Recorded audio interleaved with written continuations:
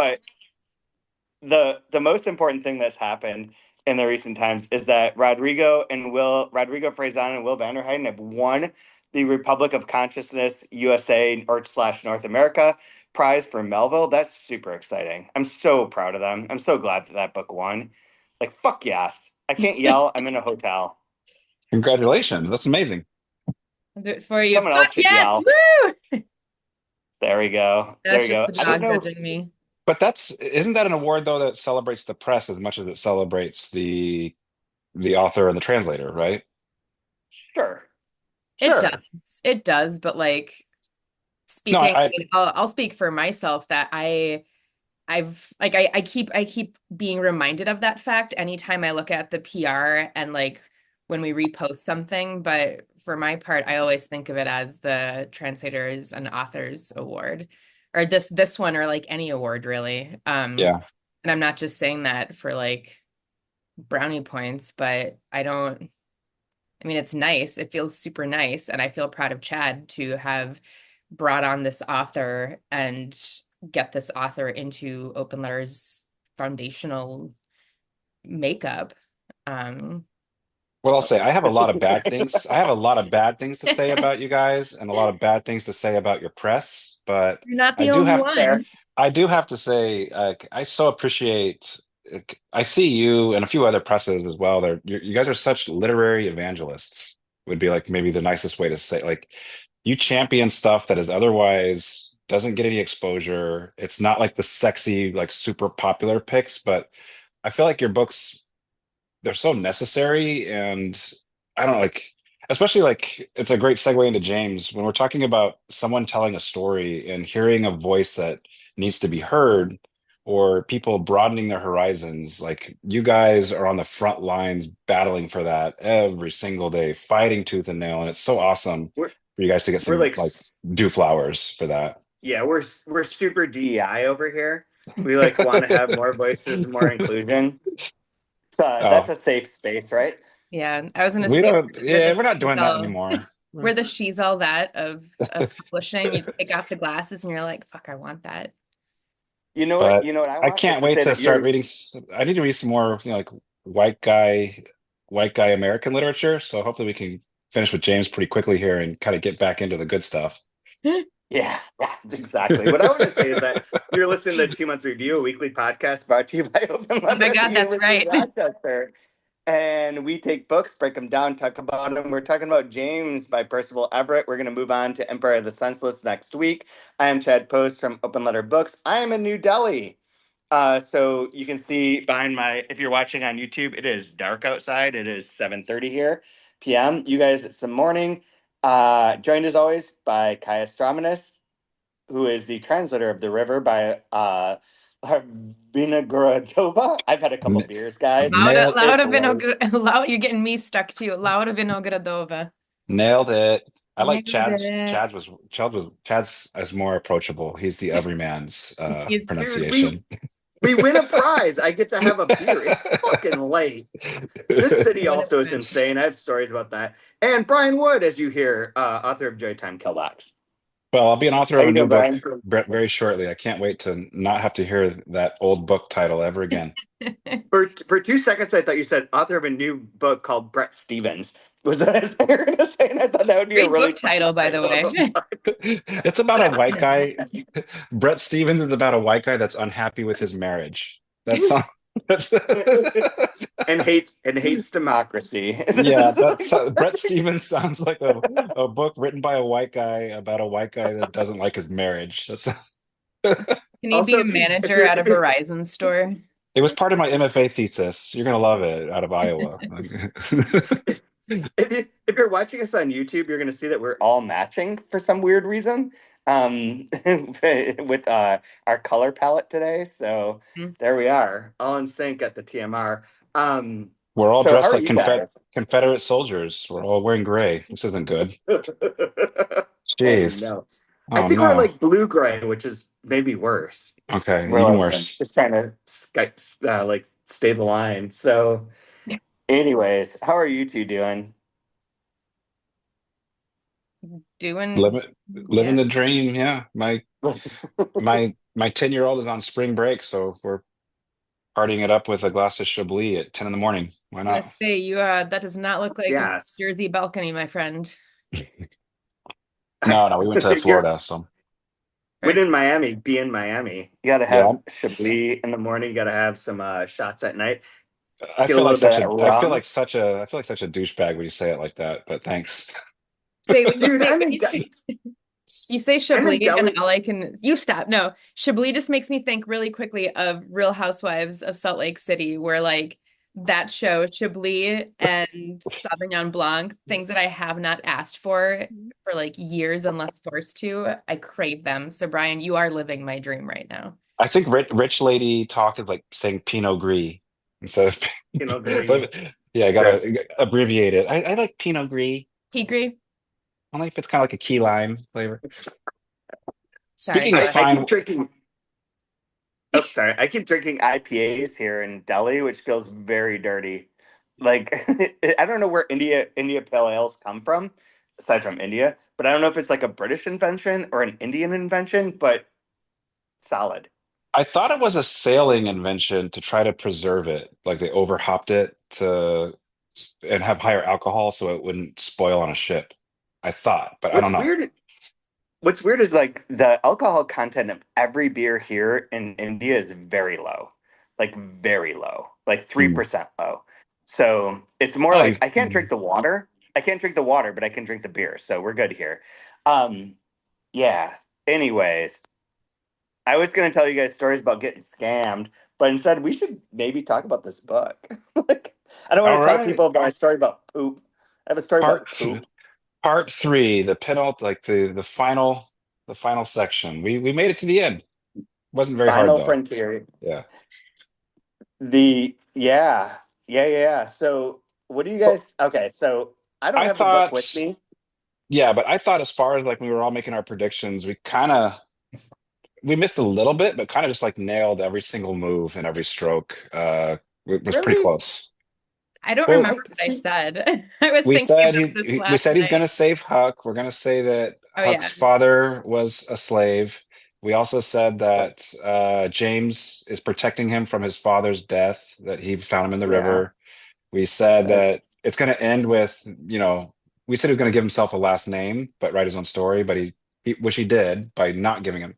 But like we like kind of guessed all of those moves. Pretty close, I But thought.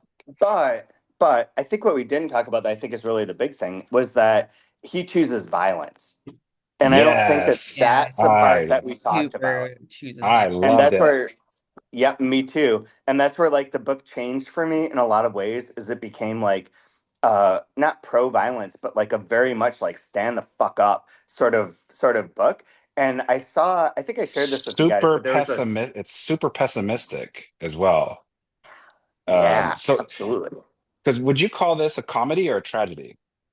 I mean, are there differences between those two? Mm. Like, Happy ending. honestly, Let's just say happy ending, sad ending I overall. say Like if happy, because he reunites with the family, he's in a free state. Yeah. ready to kill. Yeah, but I don't want to like maybe who cares if we spoil like you've read the book by now, right? Everybody's read the book by now. Yeah. But that interaction he has at that very, very last chapter, right? Chapter 12, I think it is, very short. And there's like this uneasiness in which the person is accepting James and his family, right? Yeah. Which makes it like, yep, hey, you're free. Am I? No. Like all the problems are still there. It's just a same shit, different bed. So Yeah. Hmm. that's a Yep. great potty training book title, Yeah. by the way. Yeah. It's like go, welcome to Um, the next level of racism. You're yeah, free, but it's now, really pessimistic, and everything up to yeah. that is like, I don't know who wins or who loses. Like, I don't really know if there is a side that you should pick right now because these people that say they want a free slave, do they really? I don't know. Like, everything is kind of like, I don't know. I feel like nothing's really changing for me. I'm gonna change it for myself, and I'm gonna murder people. I'm gonna get what I need to get, and I'm out of here. When he Run. burns the fucking place down, I was like, yes, let's fucking go. Like, that's awesome. And that's where, like, last week I was trying to hint at, like, the MLK Jr. versus Malcolm X side of things, where that Any means wasn't really necessary. necessarily, yeah, Yeah. it wasn't prevalent prior to that, but it sort of, like, leads to that moment. Like, what do you choose? Do you, like, continue to pass? Do you continue to, like, try and, like, play within the system? Or do you try and break the system? Like going in. So I don't have the book in front of me. It's been a few weeks since I read this part because again, I am in India. I am also had a couple beers because we won an award. Let's just go with this. So let's try and explain this. But he does go and like kidnap the judge, who is the person who does, as alluded to last week, has the $6,000 of Huck Finn's. He then kidnaps him, takes him out, makes him show him where the on a map where his family is located, goes to the family, burns down where the family or the family, he goes to his family at this like this slave owner's plantation of sorts, and It's a where stud farm Yeah. it's a stud farm, which I was for going to say, like, for breeding. Yeah. for Right, like breeding. the word choices are so disgusting. Yeah. So Like oh my, intense. yeah. And then he burns it. He's like, get ready because you're going to fucking shoot these people. Burns it down, like lights it on fire, finds his family, and ends with like gun in hand. Like he's like ready to go.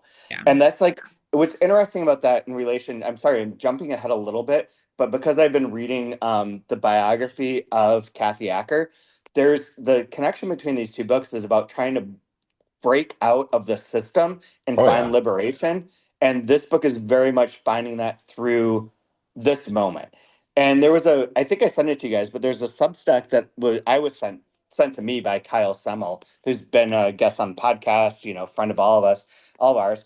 And it was written by like a white woman who was basically like, this ain't real racism, blah, blah. And like, she fucking sucks. And her Substack sucks.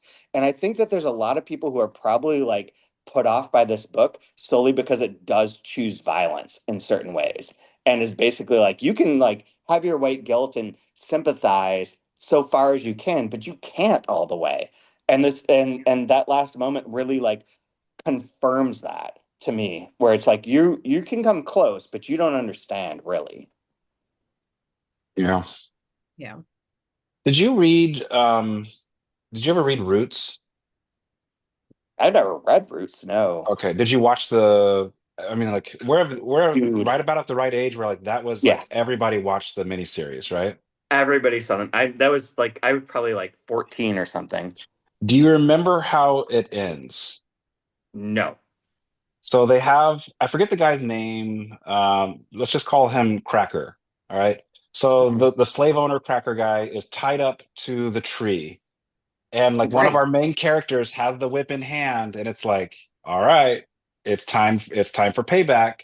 And he takes the high road, right? Yes. You hear the crack of the whip cinematically. It cuts back to the white guy against the tree, and he whips next to him, but doesn't he doesn't like split his back open. And like that whole like it was like week after week after week watching people be brutalized and just awful. And like he chooses the high road, and like that's the message of Roots. And James is like, fuck that. I'm Yep. gonna I'm gonna blast your ass. Yep. Like Yep. and what's interesting is when talking about I think it was when Quentin Tarantino was talking about directing Django Unchained, he mentions that part in Roots, and he was like screaming, like, "No, beat his ass!" Like, what are you like being so mad that after all this, you're gonna like, "Oh, I'm doing the pacifist hype." He's like, "No, like you peel that guy's skin off, like beat his Yeah. ass."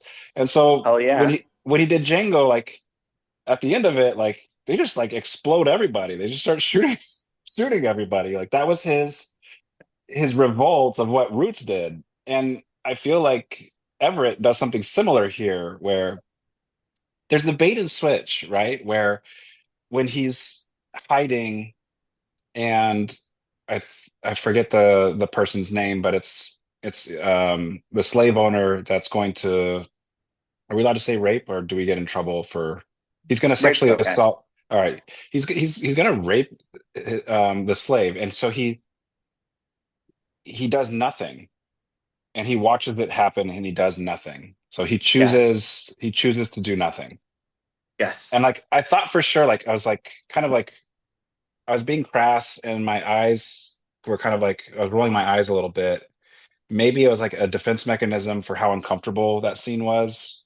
But part of it was like, oh, all right, he's gonna like kill the guy as he's, to defend and save his friend, but he doesn't. And that was such a surprise. And I loved that move that he does Mm-hmm. nothing.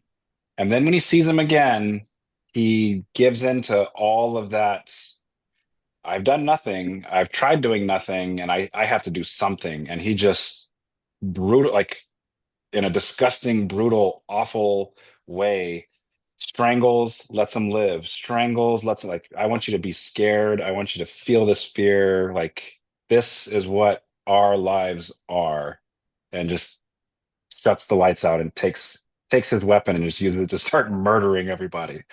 It was such a nice, it was such a great, as far as like crafts goes, it was such a great way of subverting the expectation of the reader in a delightful, wonderful way. That's also brutal but necessary. Delightful. Yeah. No, but you know what I mean though? Like I got it's joy. delightful to like switch it up on you like that. Vindicating. Yeah. Yeah. Like, oh, I see what's gonna happen. And it's like, no, you don't. He's Yeah. just gonna sit and watch and do nothing and feel awful. It's like, oh my God, that was brutal. Yeah. That They had it. I mean, I It think was a great move. Great move. Yeah. They had it coming. Ty, what's your take? I mean, this last part was like it in terms of pacing and like the being the final part of a book, I thought it was very stacked, maybe more stacked than I would prefer in the books I read. Like, I don't know, like it moved a lot quicker. And not that that's wrong, but I was kind of like, this is like we're wrapping things up, and that was very prevalent, I thought, in the writing. So I didn't enjoy it as much as I enjoyed the rest of the book. But Really? in terms of what It Brian, was there were so many callbacks, right? Like one yeah, after the other. It was a little like yeah, but it felt thick. That's but it was I like actually really like that. we save Huck, find out he's Huck's dad. All this like the goes back, finds out his family's gone. Like it's just like boom, boom, boom, boom, boom. Which You're my boy. Remember that body? Yeah, that was your dad. Remember, like it's like yeah, one after the other. yeah, but Well, just the yeah, like the all remember. the new events. Like it's just we're wrapping things up. Like we're getting to the end, and it's very clear. It's like okay, tie this thread, answer this question. And Oh, I actually would have liked like another 60 pages maybe to slow it down. really? That's yeah, I think Holy shit! I would have liked a Okay, little I'm on bit my own more, here. spread it out a little bit more. But in terms of all the stuff that Brian's saying and what you're saying also, Chad, yeah, I agree. Like I was not expecting Jim slash James to go as hard as he did. James I was not James surprised. James goes hard. James goes hard. I was not surprised that oh, whatever, the guy, whatever, the one he strangled, not surprised that happened. Like, I mean, not that the other white guy, the breeding plantation owner didn't have it coming, but like, sure, strangle that guy. He's a shitbag. That's been known.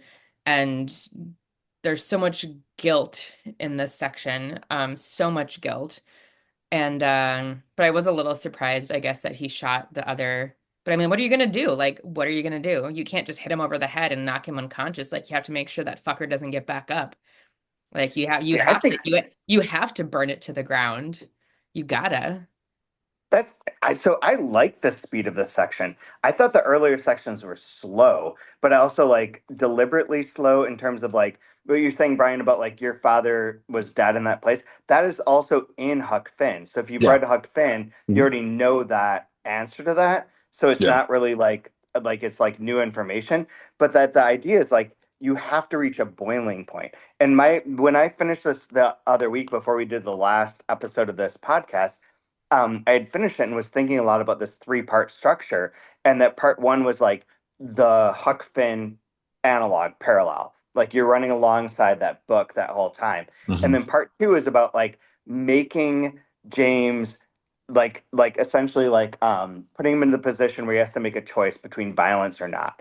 And then part three was like once you choose that, it all happens fast. It has to happen fast. It can't be like this continual like what is the proper way to do this. It has to be like explosive. It has to be like a way of finding freedom through like extremism and like a quick hittingness. And I thought that the because it labels it as three parts, and I apologize, but there also there's a book that I read for our class that had three for the class I teach on world literature that was also structured in three parts, but had no fucking reason to have three parts. There's nothing about it that made any sense. This, I think, those one, two, three parts actually do signify something that works like a three-act play, and that the third act being fast like that and like defying what you wanted, Kaya, in terms of your expectations, I think makes it more powerful and more interesting because it is just like you go then. Like you've gone through this whole, hey, look, it's literature, it's Huck Finn, I'm changing the perspective, blah, blah, blah. And then the second part is like, look, what the real life was like people are being raped, murdered, beaten, like it's horrible. And then part three is how do you react? It's like Hegelian in a way. You know, it'd Yeah. be a fun one to pair with this, because Empire of the Senseless. yeah, well, I think it's going to be kind of actually badass those two together. I think so too. Um, but when you were talking about the three parts, it made me think of Richard Wright's Native Son. Right. Yep. Because I forget what they're called. I think it's like fear, flight, and fight, or it's all F's. It's three parts.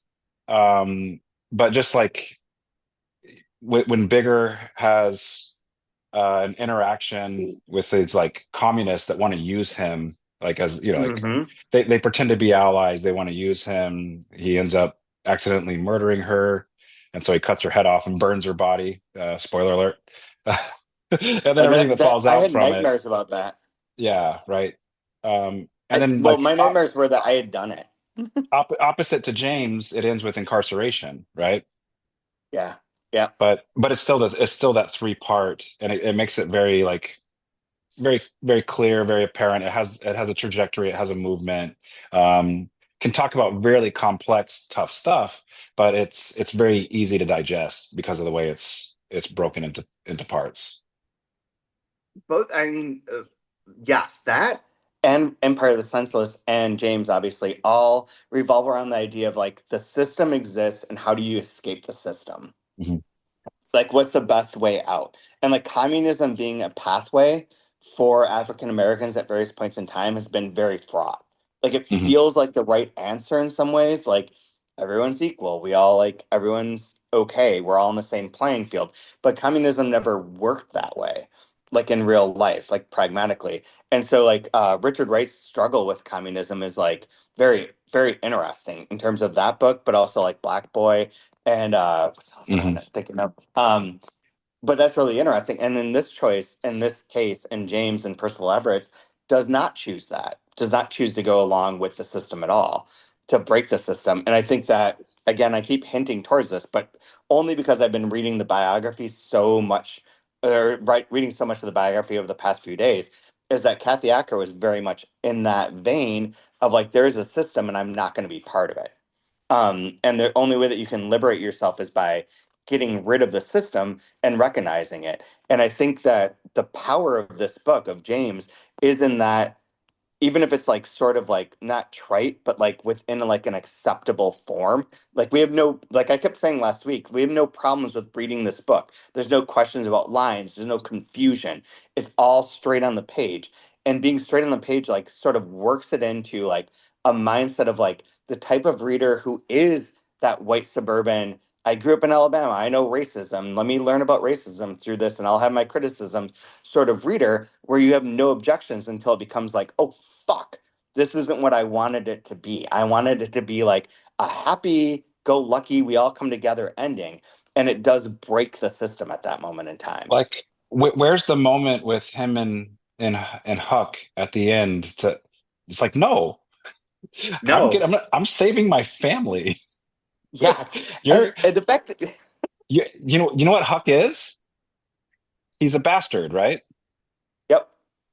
Go back to line one, part one. Those little bastards, Hmm. right?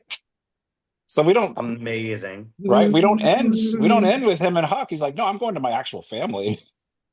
Which It's is like I love no, you, no. and I loved you and I saved you because you're my son. But like you're choosing to signal white.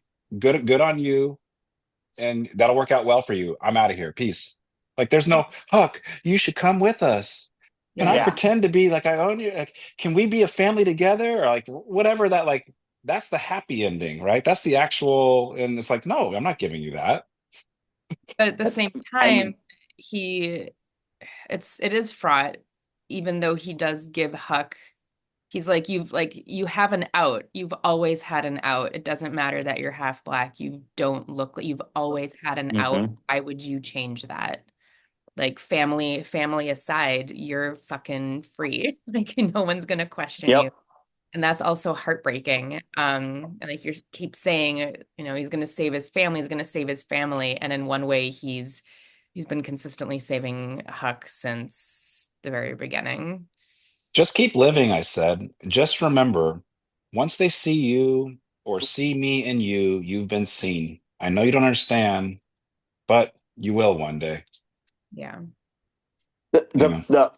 This is no shade, but sort of shots at is that a white MFA writer would have ended it with Huck and James having like a Yeah, moment. that's what I'm saying. Like that, and that's Yeah. what the majority of the readership on this is going to be like, the book club crowd, the library Yep. book club circle crowd, and that's kind of probably what the audience wants, I would Yep. think, I right? would think so too. Or I know so too. Yeah. Yeah. It's funny That. that And Ryan, Oh, go ahead.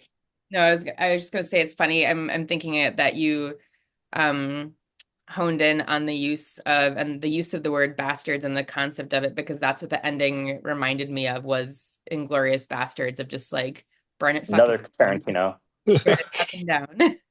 I mean, Yeah. as a structure, the Tarantino movies in this book are parallel in the sense that they lead, and there's insane violence at the end. Yeah. Like that's kind of there's moments along the way. It's kind of that three-part or three-act structure too. You lead along, you set the scene. There's a moment in which people feel like they're being like hurt or like attacked, and then there's extreme violence. Yeah. There were so many like I felt like it wasn't hidden enough for me to really enjoy it, but that's okay. But there was like so much message in this third part that he just keeps like Everett just keeps like hitting you like one after the other. Yeah. And it was so fast paced, but it's like I marked the hell up out of this section because it's like just like all the things like Huck said he wants to join into the war, he wants to fight, right? Yep. Uh, what difference does that make? Huck asked. Or what? I'll go up a little higher, a little higher. One side is the same as the other to me. One Yep. side is against slavers, is what you've told me. I don't know what precisely that means. People who sell slaves or people who own slaves. What difference does that make? Huck asked. I don't know that it does. To fight in a war, he said. Can you imagine? Would that mean facing death every day and doing what other people tell you to do? I asked. I reckon. Yes, Huck, I can imagine. Mm-hmm. But Yep. this idea in here, there's like this idea of like fighting, war, survival, and living. And what does that mean within the groups of people that we're seeing here? Yeah. Yeah. And basically James's response to this is you're dead here, or you can die trying. Let's run and die trying. We're dead either Yeah. way, Yeah. right? So fight. Who, who cares? Yeah. Let's go. Yeah. So, I think the Is last this thing, oh, go ahead. no, go. You go. I think the last thing to connect this all together, though, is the very, very thick Candide um, reference in here as Mm-hmm. well. Mm-hmm. Um, I don't know if everybody that's listening to this, if they read read Candide or familiar with it. I Boy, it's have. been like a hot minute since I've read it, like 20 years, I think. Uh, but Chad, I know you've read Dude, Voltaire. it's 1995. Okay, what did you take? Do you have a take on My memory is that it's what like the it's like one of the Voltaire, people. the It's one Candide of the books. references? In my mind, and correct me if I'm wrong, it's one of the books in which like there's a character who then goes learns about the world, and the world Yeah, is more corrupt and like strange than they thought it was. Like you're yeah, taught one thing, and you have book learning, you have like a sort of envision of the world, and you go out and see it, and it's not that. And there's like an awakening of mind within that context, and it uses satire to like explain that the world's not a perfect, beautiful place, but is instead something like much darker and like nothing needs like a sort of critical lens taken to it. And so yeah, yeah, it's throughout there. It's that and John Locke. yeah. And John Locke being the sort of uh like parallel but opposed in the sense that like it is that kind of like we experience the world and we base our lives on what we experience instead of what we assume. And that experience means more than anything else and leads you to make decisions. You become it's almost existential. Like it's kind of leading into the existential moment of like what you do and what you see is what you are. And that I think is really interesting because when you choose violence, part of the like the white man criticism of that is like, well, you're just not choosing, like you said, not choosing the high road. You're choosing to do these things that you would not want other people to do to you, sort of idea. But like within the context of like the experiences that you have that give you the basis for who you are like extremely hateful, painful, horrible, like dismissive. The system is against you. Like the idea constantly, and this is where what I was going to say, Brian, was that part of like our real world right now is this sort of like, well, sit and take it, and like, and then things will get better, or like, the Trump Elon machine will fall Well, apart. remember the left's response, like with Hillary Clinton, for instance, in her campaign trail. We Mhm. choose the high road. Yes, No, like you should no, have chose not you should like I'm don't not saying to choose violence, but you should have like clapped back. You know what I mean? choose Like violence. Just the but it's sideways, like I'm in yeah. another country. I can say that. I'm not a terrorist here. I'm not a domestic They terrorist. they go low, we go high. And it's like, no, beat that ass. Like Yeah, cut an Achilles, man. Once in a yeah. while, like there's this great fucking Instagram reel where it's like, yeah, I'm glad that everyone's like a witch now and every woman is witchy and crystals are awesome and tarot is super cool, but like, why don't you cast a spell once in a while? Why isn't Elon being haunted by like Chucky? Like, fucking get witchy. are you on a different algorithm? Because I frequently see there's a woman yesterday making comments on Ukrainian witch talk that is doing like shallow graves and voodoo on JD Vance pictures. There we go. I Like, have a yeah, question. So if we go to chapter 6, that's where the he has his last dream. And man, like I hate using the word juxtaposition, but it works really well here with the dream and then uh the assault and the rape of Katie is right after that. Um, but what is this in French? Nous, nous devons cultiver notre jardin. Anybody speak French? Do you know what that says? I think it's written in my book that's at home because I Okay. did look that up, but I don't remember. I don't speak French, so the ones most people that probably are listening to this are cringing at my pronunciation of that. I mean, But Someone Google it. isn't jardin garden and then cultivating? Oh, it's the a like new cultivate a new you garden. cultivate your garden like the Oh, it's the thing that I know what that is. It's yeah, a optimism. it's It's that optimism. yeah yeah Yes, it's yeah Voltaire. yeah. It's the Voltaire Um, optimism. Got it. All right. She says that to him to wake him up from his dream. He's like, I don't speak this. There was a meadow dotted with cattle. Birds flew lower than I sat. Pretty, I said. Do you believe your family is down there somewhere? I started. I do. And you'll think you'll find them? I do. She laughed. What's so funny? I don't know. Hope. Hope is funny. Hope is not a plan. Actually, it's just a trick, a ruse. She um, stretched the SE of that word as if enjoying the sound of it. You're looking at this hand while the other is shoving a stick up your ass, a pointy stick. You think they want you because you can carry a load. You think they want you because you can hammer a nail. They want you because you're money. What? Your mortgage, Jim, like a farm, like a house. Really, the bank owns you. Miss Watson gets a bond, a piece of paper. They say that say what you're worth, and you just keep living in this condition, living.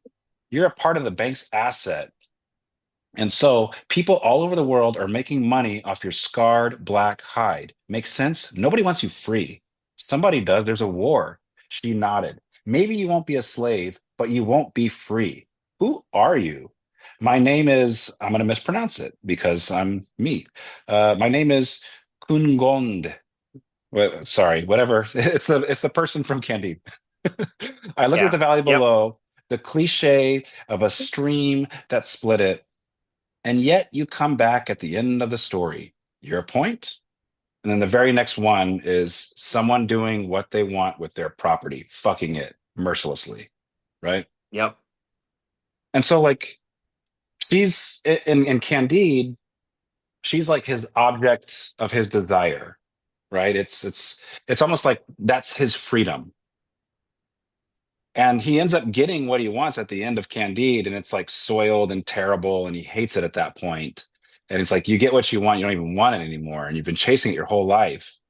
And so this little section, and then right after that, we just get rape, and then the violence, and then the I'm like, man, that was so well done. Like, bravo, chef's kiss. It really seriously, like, this third part is Unbelievable. like, no matter what else came before, the third part I think is so gold. Like, it's fucking top tier. Well, it had some like like for me, I'm with Kaya. It had some like groaning parts to it. I was like, oh God, come on. Like it doesn't have to be that thick. But then like it's completely redeemed for me by the second half of it. Like absolutely redeemed. Oh, of the third part or of the book as a The whole? third part. The first half of the third part was a little like, oh, come on. But then Oh from wait, like from that from chapter 6 on, dynamite. Like absolute just banger, banger, banger, banger, like nailing it. Like love it.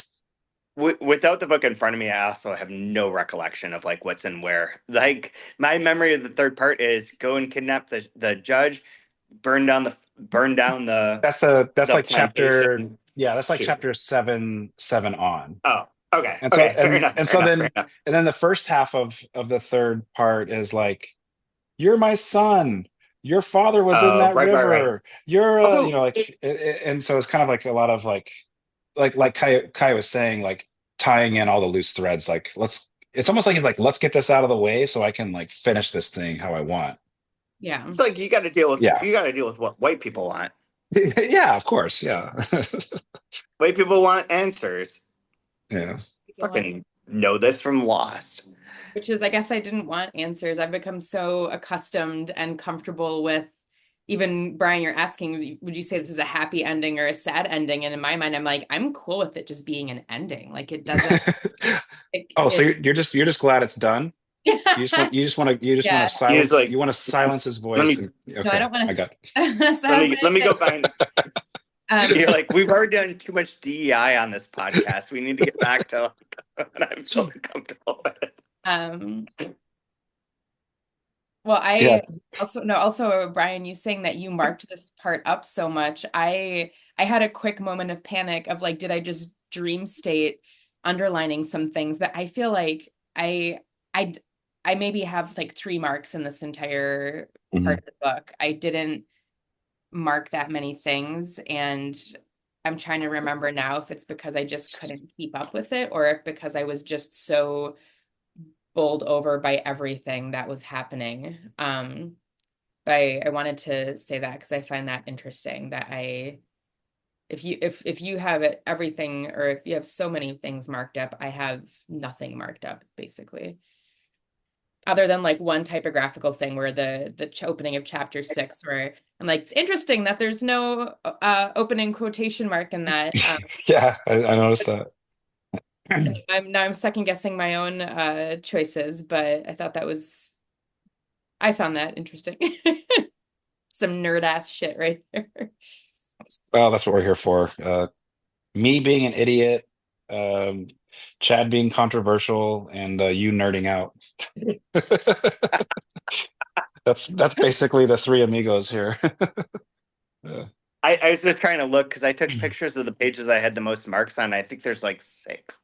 So I think I'm like in the middle, maybe. Like I have a few things that are like heavily marked, but I only took a few pictures before I like fled. So so Mhm. here's since we're white people and we like to label everything, would it be fair to call this book a picaresque, I mean, it is, yeah, right? 100%. Because I was thinking about Candide, right? And like the very like quick, like Where you just, snappy yeah, you move little from one to another, right? one to the next and a lot of ways like Huckleberry Finn has that style to it as Yep. well. And I feel like Everett went really uh very carefully emulated those works and doing his own thing here. It's really admirable.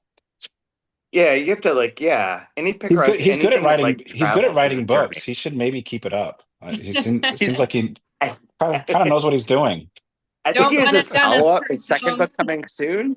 Uh, but I I'm can also gonna see use like it. why this thing is the darling and winning all the awards. I can kind of see why that's taking place though, because Yes. it's in that rare spot where you either like elucidate and enlighten or you entertain, Yes. right? It's like pick your camp. And very rarely you get something that can do both. And those are usually Right. smash hits. If you can do both, it's smash hits because you can appease and be it has a great readership if it can be entertaining and enlightening. Yeah. Although to be controversial and Yes, like and to tie into this is that those two options exist within the system that exists. correct. They're still like kowtowing to like a larger schema. Like you can find success being like awards or money under these options that are available to you. And the book does operate within that sphere. It's not like totally disrupting the sphere. It's No. within that sphere. Mhm. And like that is like not that's not admirable. That's admirable to like do something that's very interesting but work within kind of the stricture, but it does still allow for that structure to exist. Like a book that like would be like truly outside of that, that is quote unquote revolutionary or like a call to arms or whatever it might be, that is not award worthy because it's like so far beyond that, is another type of book that could exist. This book does get us white people like reading it because it does play within the system and yet tries to like and does like reject that system as hard as it can, but within it still. It is that sort of Trojan horsey vibe I was with the third, and he does it in the third act.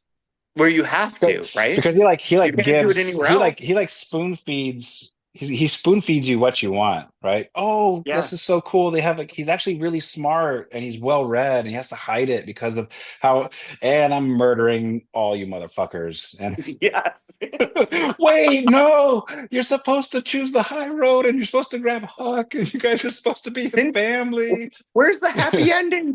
Why didn't he escape? And it's just like, hey, welcome to Rochester. And Frederick Douglass and James are holding hands. Like, it's none of that. But yet it is the bomb inside it is the ghost inside the machine. Is that the right usage of that phrase? Bomb in the bird. Probably not. What's Well, that? because like let's look exactly how it ends, right? The local sheriff met us in the street and regarded us suspiciously. Runaways, he asked. We are, I said. Any of you named N-word Jim? I pointed to each of us, Sadie, Lizzie, Morris, Buck, and who are you? I'm James, right? Like There it's we are. you get somebody not wanting to accept them, begrudgingly accepting them, Yeah. right?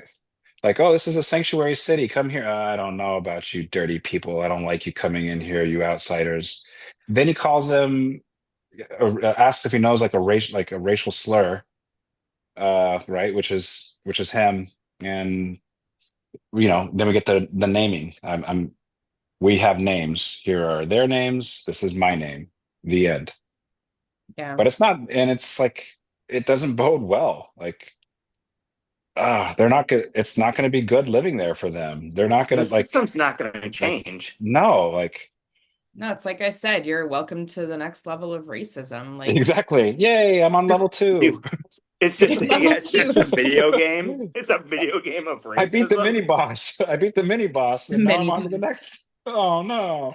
Well, does he, is there, I don't remember if there were any Dante's Inferno references, but that's also what, you're just in the next, Levels of hell. Well, next, yeah, well, hell was throughout this whole thing as well. Yeah. yeah. But There's a like, lot of it. Yeah. but Mhm. which way are they moving, or is it just lateral, Is it, is it That was trying? the other Candide thing that I really honed in on was this like rejection of religion, which got Hmm. Candide in a bunch of trouble when it was published. It was banned and all that kind of stuff. Oh, But there. Yeah. yeah. Who bans books? There is like that the idea of like being like that God will save you is always throughout this book like rejected over and over and over again. And that's Of taking like the that high being like that's taking the high road though, right? Like vengeance is yeah, mine, says the Lord. And it's like, how about I'll take the vengeance? Mhm. yeah. How about that? You- the meek inherit the earth. The meek inherit the earth. You can have the earth. I'm gonna murder these people and I'm Yeah, I'm I'm like go out. fuck Yeah. yourself. It's like Yeah. it's like fucking like it's so interesting because it is like an anti-grift because like the if the grift is a system in some sense like we can kowtow and convince people to like work within this world. You'll get ahead if you just try harder. If you do the right things, you will be okay. You're going to be fine. We'll help you out. Everything's great. But that's all fucking lies. That's lies all the way down. And the book does end up rejecting those lies. This book is maybe the anti-grift. Yeah. The other thing that Yeah. I really liked about it too is he does the violent acts, but he doesn't feel good about doing it. It's not like, Right. yeah, I'm getting, it's like, I feel terrible. And But he then he like also he even Yeah. says that's the difference between me and you feels. is I'm Yep. I'm violent and now I feel bad about it. Mhm. And like that's just to me was really heartbreaking that that's your only option and you can't feel good. You can't feel free. You can't feel liberated. It's that idea of like living versus survival. And for him and for his family and probably generations to come, it's survival. I don't get to like, oh, how isn't survival interesting? Well, yeah, if you can just live, that's fun and interesting. But that's James is like, that's my life, and I don't like it's not fun. Mhm. Uh, Absolutely. Would not recommend. No, So but interesting. I was just going to say, would you recommend this to a friend? And you said not recommend. So I was going to say that. Would you recommend the book? it depends. Um, Yeah. On what? I would definitely recommend the book if they read Huckleberry Finn. Hmm. Mhm. And I definitely recommend the book if it's somebody that wants to dip their toe into literary fiction, but usually finds it unapproachable or like, impenetrable. I feel like this is very accessible, but still has like deeper, obviously tackles like deeper, important, heavy things, but does it in a way that doesn't feel like it's too much. So yeah, I could Yeah. I could recommend this to a lot of people, I think. Yeah. Yeah, It's me. Okay. Um, sorry, I was gonna go next because I figure you like wrapping up the trio.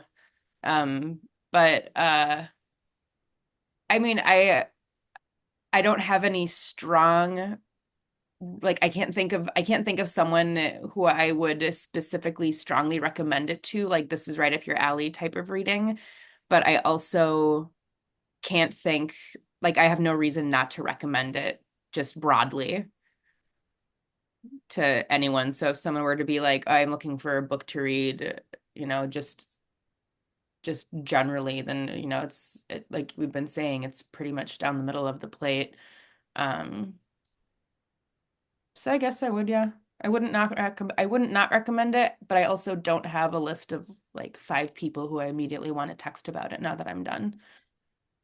Yeah, I think of it more in the terms of like having been a bookseller, there's a lot of randos that come in and ask for things that are like uh I want something that's smart and like is about contemporary issues, blah blah blah. Like in Mhm. that sense, I would definitely recommend it to them. Like yeah, then Brian, like when you're talking about like people who are like in our world that are like highly literate and like have like a very like different sort of expectations, it's probably like a 50-50 shot because it Yeah, isn't necessarily for them. But yeah, like I'm truly thinking of it in terms of like being a bookseller and being like, this is an easy sell. yeah, yeah. And people will get something because mostly like, I mean, there are so many people who are so like quasi educated slash mostly ignorant in which you could give this to them and it will disrupt their vibe. And I would like books to more disrupt people's vibes. I But wanna read fiction and publish fiction that makes people feel a little fucked up inside. well, it's like think about like cinematically. Are you going to somebody they don't watch like art movies or whatever? You could say like, "Hey, have you seen Being John Malkovich?" It's a little bit weird, but kind of like Yeah, you could recommend that to somebody, but you're not going to be like, "Check out Eraserhead." right, exactly. Like, right, you're going to lose them, gone. Like I feel like our I cat, mean, like Kathy Acker is going to be on the Eraserhead level, right? yes. It's going to be a We're more like about to lose Lynch, all of our yeah. followers. And then James is more like Charlie Kaufman. We're like, this is kind of weird, but this is cool. It's fun. Like I get it. Yeah. Yeah, like I it's I don't feel like it it's attacking me. it's accessible art. It's accessible art, I will say, which isn't a bad thing.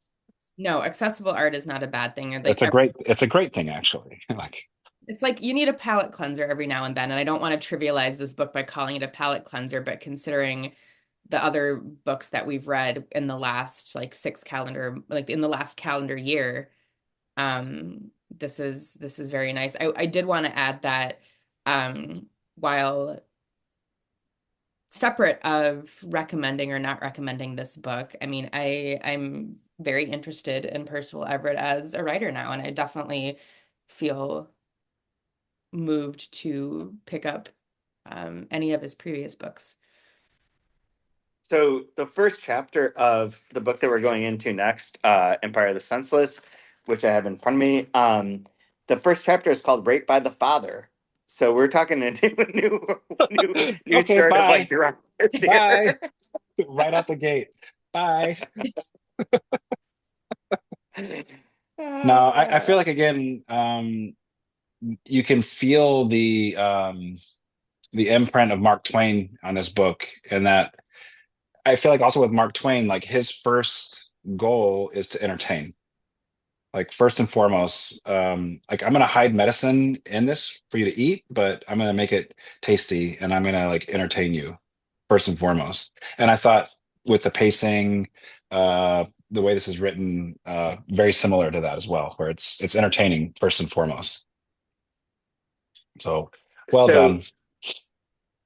flipping open to another Kathy Acker line, this is just short of where we, or just after where we stop, I think, for next week. I haven't read this book in 30 years, but I swear there's Me like neither. it's C bombs galore if I recall. So this is page 70. Let this be your cry. Master, master, misery, meester, wanna suck cock. A Yeah, little weird. that wasn't the C word I was thinking of, but sure, there's that one too. Nope. So buckle Uh, up, everyone. If you're Buckle gonna up, follow along with Buttercup. this, yeah, if you're gonna follow along this season of the 2 month review, we're moving from something that begins, James begins like in a very acceptable way and ends with something that like may challenge the status quo or like the sense of comfort. Empire of the Senseless does not pull punches.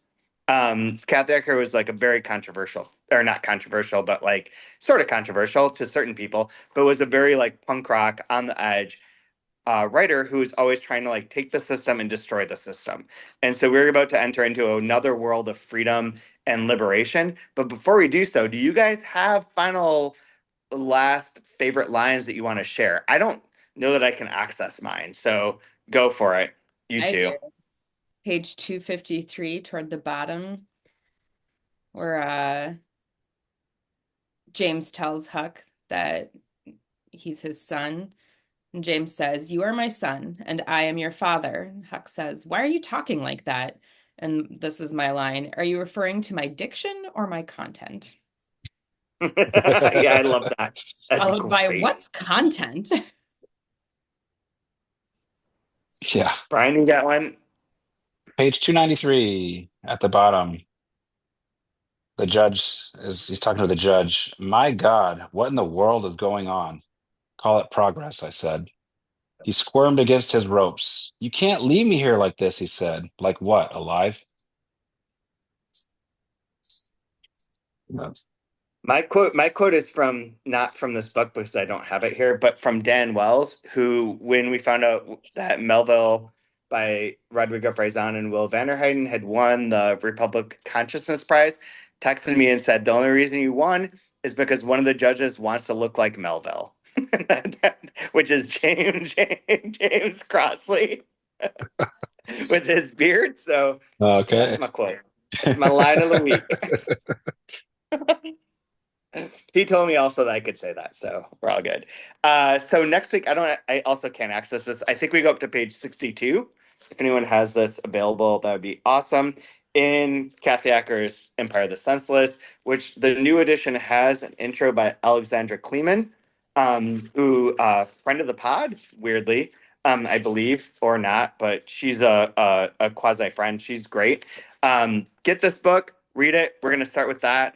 I think this is going to be really interesting. I think you're right, Brian, in putting these two together, not just because of the Huckleberry Finn, but what Huckleberry Finn represents and like how that moves as a concept and idea of like what is adventure in America and also who has access to adventure and how does adventure work and what does adventure mean in terms of like your freedom and what is freedom. And at a point in time in which literally like that's kind of important, this feels really on point and on nose. So I'm here for it. Any last words from any of the two of you? I just because Brian's in Florida and I assume it's relevant, I'm just realizing we did not talk about probably the most harrowing scene in the entire book is when Jim is fucking fishing with his arm for a catfish. Oh yeah. Oh yeah. Not cool. It's called noodling. I call it dipping, soaking, just a Gross. little soaking. You bastard. I knew you were gonna do that. You're a bastard. Is it off, Kaya?